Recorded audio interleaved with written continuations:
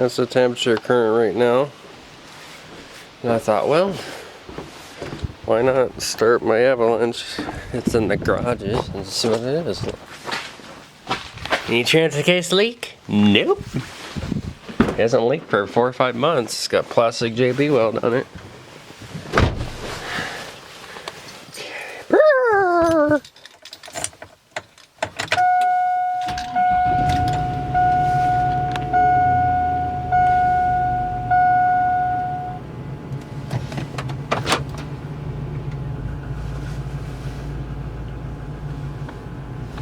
We'll look at the transfer case here because one of my friends wants to see the transfer case to see if it's leaking, so I'm gonna prove it to the person. Let it warm up a minute here. See, it looks wet, but it's not. It's not leaking. Nothing. Checked oil, it's full.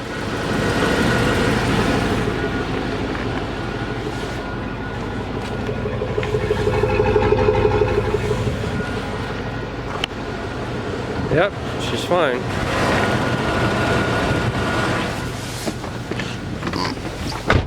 It's the exhaust manifold, it's cracked.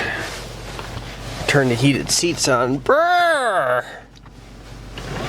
Says it's 54 there. Okay.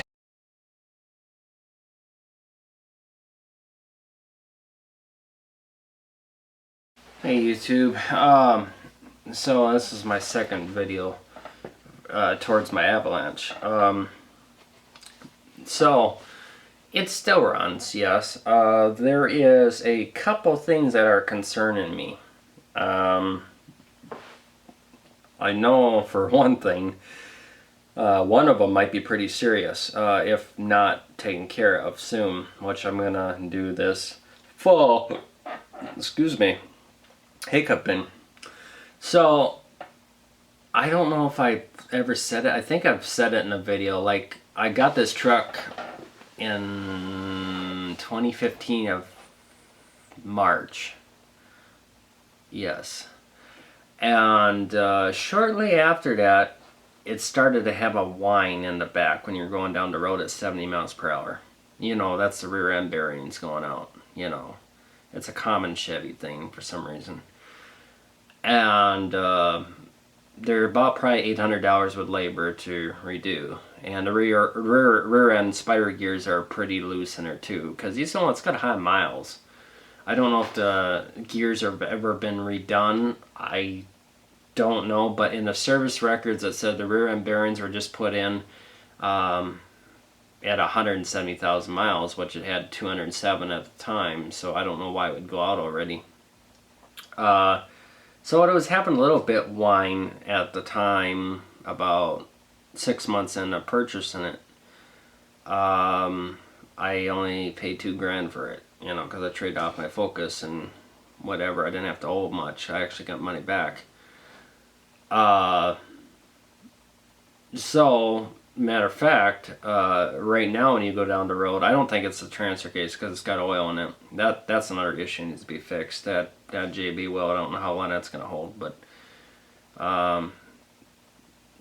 the U-joint's out on the front too. It whirls. That's not good either. So what the deal is when you go down the road at 70 miles per hour or 30, it goes, it sounds like a dry bearing.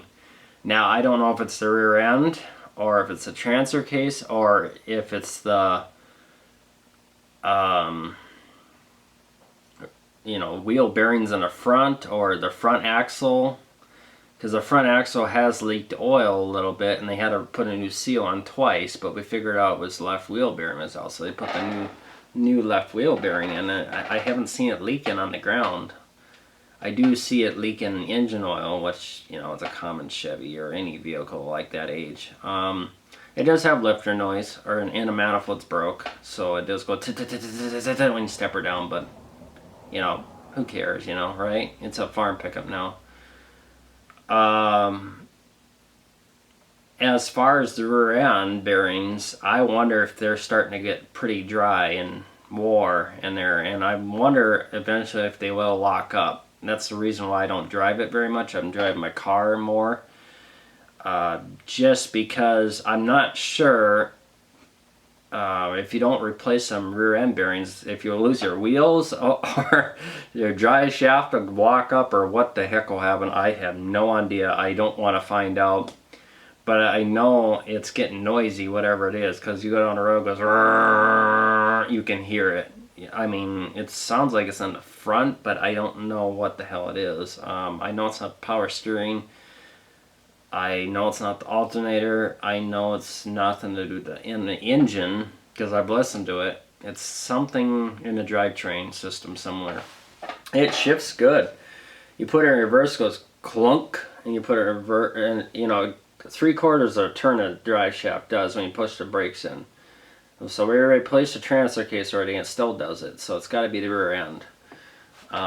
Transmission's just been redone before I got it. It's a brand new transmission, they said in the records.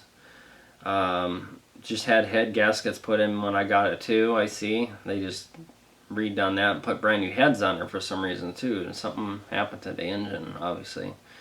So it's a common 5.3 and a common Chevy thing, but so kind of want you guys' opinion. Do you think them rear end bearings are gonna go? I mean, is that gonna wreck the rear end? Is the spider gears bad in the back? Or I got a lot of Chevy fans that are subscribed to my YouTube channel, and I'd like their opinion.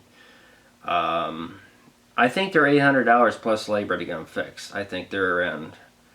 But I'm going to keep the Avalanche. I still got it. It's paid off. The car isn't, you know, but car's brand new.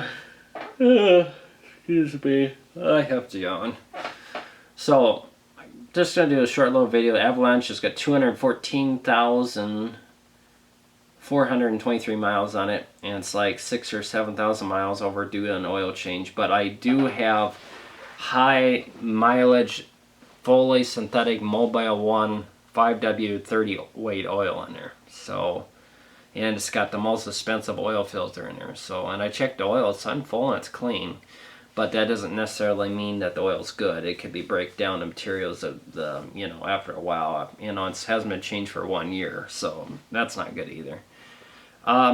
Next time I change it, I'm not going to use synthetic because it really seems like it cost me like $90 for all that stuff to put the oil on myself, and highly synthetic and highly filtered oil filter, and it did make my oil pressure go up and run the tick go away, but the ticks are coming back again on the left side. I think it's the rocker arms or the lifters or whatever, probably getting bad. Probably need to be flushed out with seafoam, but I'm not going to mess with it. Alright guys, thanks for watching. Don't forget to comment, subscribe, and you can follow me on Twitter if you want. And that's an update on my vehicles. So far they're all running good. Toyota car, like I said, I love it. I love it. Love it to death. Alright guys, have a great day, and we'll see you in the next video.